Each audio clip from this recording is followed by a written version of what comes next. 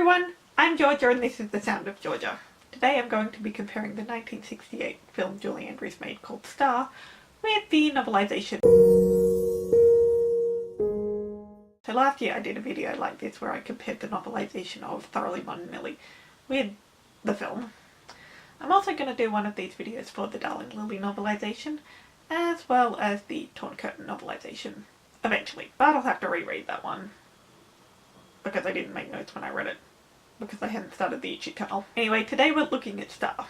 And honestly, out of those 4 films, and really Julie's movie career at large, Star seems like one of the weirdest you would turn into a novelisation. It is, after all, a real-life story, more or less. Lily Dilmar didn't exist, Sarah Sherman didn't exist, Lily Smith didn't exist, but Gertrude Lawrence did. Star is the, albeit fictionalised, story of this woman's life.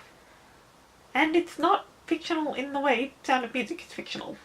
It's closer to the truth. That being said, the film is not entirely historically accurate, and neither is the book. But we'll get to that.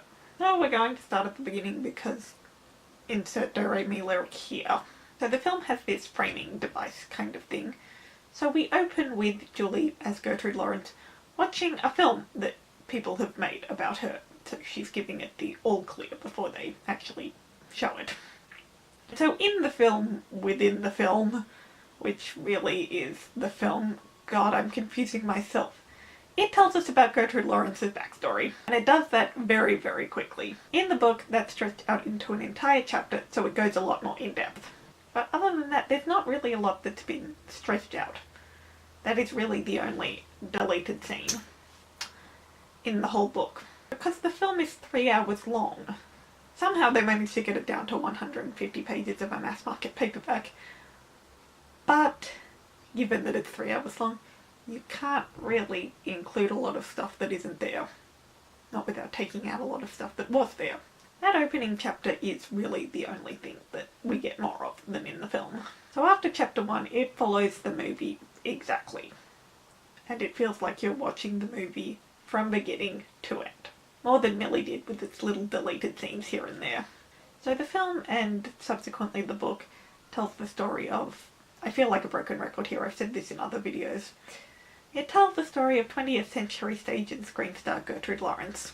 But because it is a film and entertainment always wins out over historical accuracy, it's not quite right. As I said earlier, it's closer to the truth than Sound of Music was. But that doesn't mean it's historically accurate. It's a film, it's not a documentary. So the book, being a novelisation, features all the historical inaccuracies that the film does. Go and watch the Star video up there if you want to find out more about it. I think it's my favourite video that I've ever done. But with that being said, it does actually include a few things here and there that aren't brought up in the movie. The biggest example being Lady in the Dark. The last play we see Gertie do in the film and the book is called Lady in the Dark. It came out in 1941, which is pretty much where the film ends. But it was a play about psychoanalysis. I did know it was about psychoanalysis because I did look it up on Wikipedia once, but it is never mentioned at all in the film what the play is about. But it does dive into that a bit more in the book, because we're in Gertie's head a bit more in the book than we are in the film, which, given that this particular part is talking about Lady in the Dark, got very meta there for a second. But that brings me to my next point. The film seems to have a much clearer plot than the movie, even though it's no different. As I said, if you scrap the first chapter, it's exactly like the movie. Exactly. We're in Gertie's head 99.9% of the time in the book. I think there's maybe one scene in the film that she isn't in, and that does appear in the book. So that's one of the very few moments that we're not in Gertie's head in the book.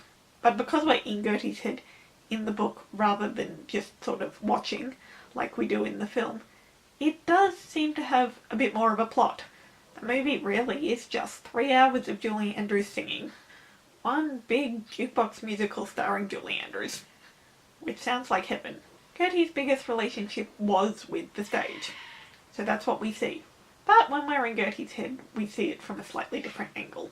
For example, right after Gertie finds out she's bankrupt, in the film we have this little montage of her working her way back off and paying off her debts. So she's doing her stage play and she's doing a movie and she's singing, and all of this is done very, very, very quickly in the film. Though it does include my favourite song. So do what you done you done you done do what you done before.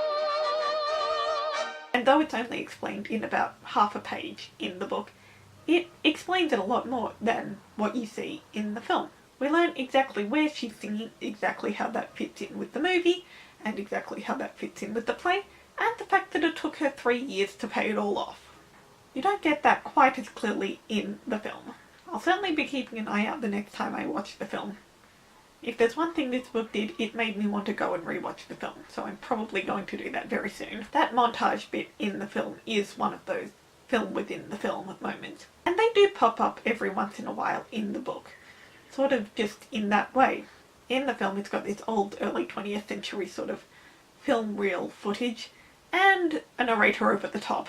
In the book what the narrator says is sort of paraphrased-ish and just translated into a paragraph. So part of the film within the film and the framing device does find its way into the book, because pretty much that's perfect for a book. The way it's set up in the film, it's pretty much just exposition, which translates perfectly into a book. And I've said it before in just about every video I ever talk about Star.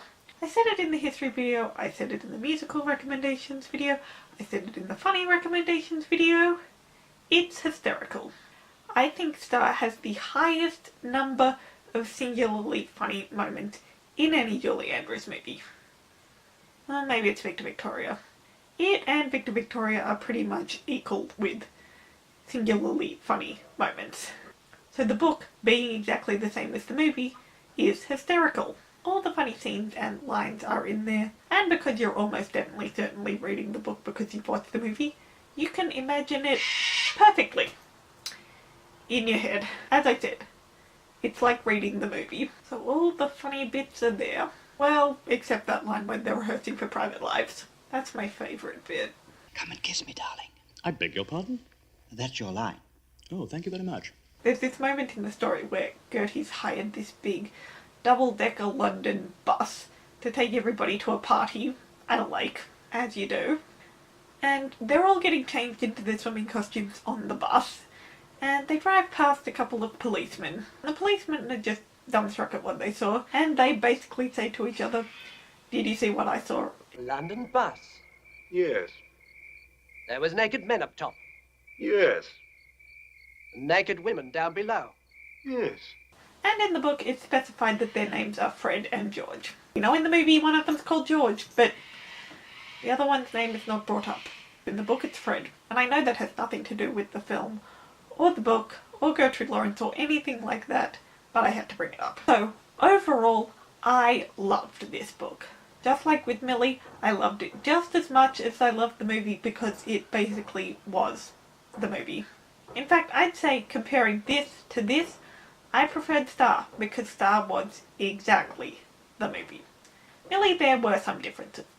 Minor ones, but differences nonetheless. So I preferred the movie very, very slightly over the book in that case. But this could not choose. They're both absolutely equal, except for that one scene in Private Lives. The opening was expanded, but nothing was cut. The songs were condensed to fit in a book format. So we just read that she's singing rather than, you know, the lyrics she's singing. We don't get any of that. But, of course, that's a book, and that's exactly the way it works. I said at the beginning this was probably one of the weirdest movies you could turn into a novelization because of what it is. It's the fictionalized story of a real-life person, and I don't know how accurate it really is, but to me it seems to err closer to reality than the fictionalizing that, well, Sound of Music got. But it worked so much better as a book than I thought it would. Putting it into a book got us into Gertie's head a bit more, so the plot seems a bit more strong, even though it's really not different at all. It's just as hysterical as the film, and it brought up a few things that, well, the film doesn't mention, like with Lady in the Dark. So if you love the movie, I would definitely recommend reading this. You get exactly the movie, and then a little bit more. If you haven't watched the film, well, I wouldn't start with the book, I'd start with the film. So if you haven't seen that, go and watch it and then come back and read the book. And that's everything I've got for you today, guys. I hope you enjoyed. Let me know in the comments what you think of Star. Do you like it? Have you seen the movie? Have you read the book? Feel free to like and subscribe, and I'll see you in my video next week. So long, farewell!